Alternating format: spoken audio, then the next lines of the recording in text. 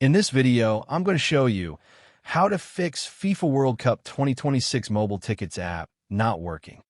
First, to resolve this issue, we will first head over to our device settings.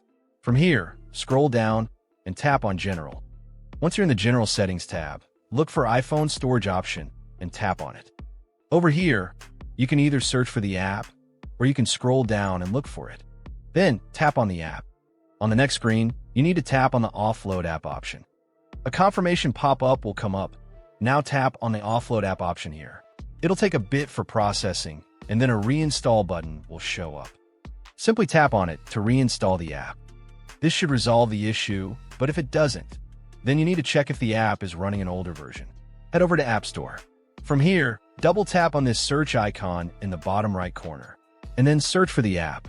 Once the app comes up in the search result, and if you see this update button right next to the app, simply tap on it to make sure you're running the latest version of the app. However, if you continue to encounter this issue, then you will need to completely reinstall the app, which usually resolves the problem.